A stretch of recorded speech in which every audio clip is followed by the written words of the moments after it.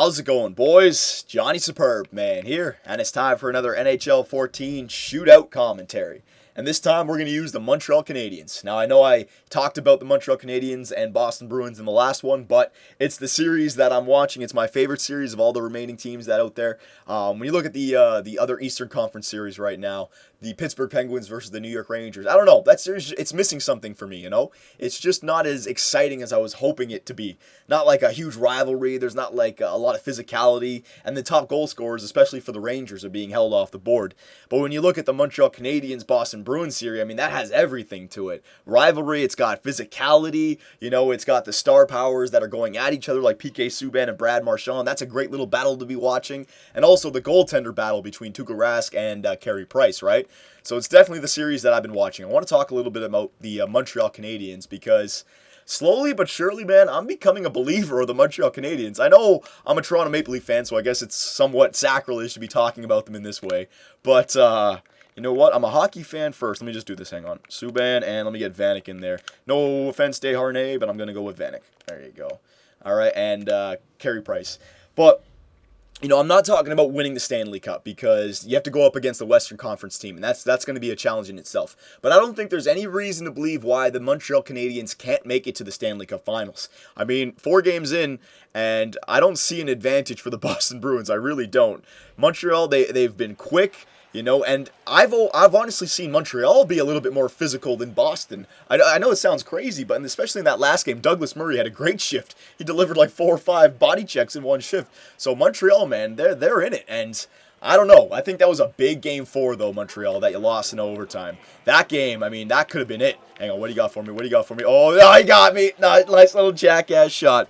But when it comes to Montreal, right? Game 2, you had that third period collapse. Now you had the 2-1 series lead, and you could have made it 3-1. And I don't want to say you collapsed, right? But the Boston Bruins won that game. Is that becoming a problem now for Montreal when they have the chance to put a team away, a good team, and they can't just do it? Because now you've given home ice advantage back to the Boston Bruins, right? So, yeah, it's going to be a very interesting series. Here we go. Plekanec. Oh, there it is. Oh, yeah, I thought he came off the left post a little bit. But guys like Thomas Plekanec, you know, I don't want to call the Montreal Canadiens forwards not first-liners because they have first-liners. But what really gets me about Montreal is all their players seem to be playing better than what they should be playing or have been playing during the regular season, right? Oh, my God. I got to focus. But, like, my point is, like, a guy like Brendan Gallagher, right? Second or third liner. He's playing like a better second liner. He could even be on a first line, you know? Thomas Vanek, he's playing like a first liner. Dale Weiss, before these playoffs, he was listed as like a depth fourth liner. He's playing like a third liner. You have all these players that are playing above what they were expected to play, and I think that's where their depth comes from. Oh, Gordie Howe, baby, there you go. And Thomas Vanek. I mean, when they first made that trade, I was saying that I don't know if Thomas Vanek's going to fit in with the power play because the right-handed shot alongside of PK Subban, right? But that hasn't been a problem at all because they use Thomas Vanek down around the goal. And, yeah, I mean, the power play is there. The offense is there, and the goaltending is there. I'm a believer of the Montreal Canadiens, man. Are they going to win? I don't know. What do you got? No, I still got to give the advantage to the Boston Bruins because Game 4 was a big swinging game in the series, and they tied it back up. And also, even though Montreal has looked good and even looked like the better team at spots, Boston has hit a lot of posts in this series. Now, I know post, you're missing the net, but still, you know, they're close. Carey Price has been bailing their team out a lot. Pacioretty. He came out, was trying to go top right, you know, so that's my opinion about the Montreal Canadiens. I think they got the elite goaltender, and they have a bunch of players. Everybody believes on their team. It seems like everyone likes each other. They got the chemistry, and everyone, you know, have you heard that saying, everyone playing like they're a foot taller? That's what the Montreal Canadiens are almost like right now. Oh, my God. This guy, he's getting me. I got to start focusing. But yeah, it's like they're playing all like a foot taller right now. They all have that confidence. They all have that boost, and they're all not. Oh no, I'll watch the replay, buddy. You gonna press pause? I'll talk about Montreal Canadiens. I'll make them really sit through it now. But everybody's playing better than what they're expected. They're all coming together as a team. So I don't know. I'm a big believer of the Montreal Canadiens this year. Game 5, though, you know, in Boston, you could almost make the argument that whoever wins Game 5 is going to take the series. So, I don't know. Montreal Canadian fans, I want to hear from you guys for sure. But, yeah, you heard it here, man. This is the first time I've said this. You know what I want to see?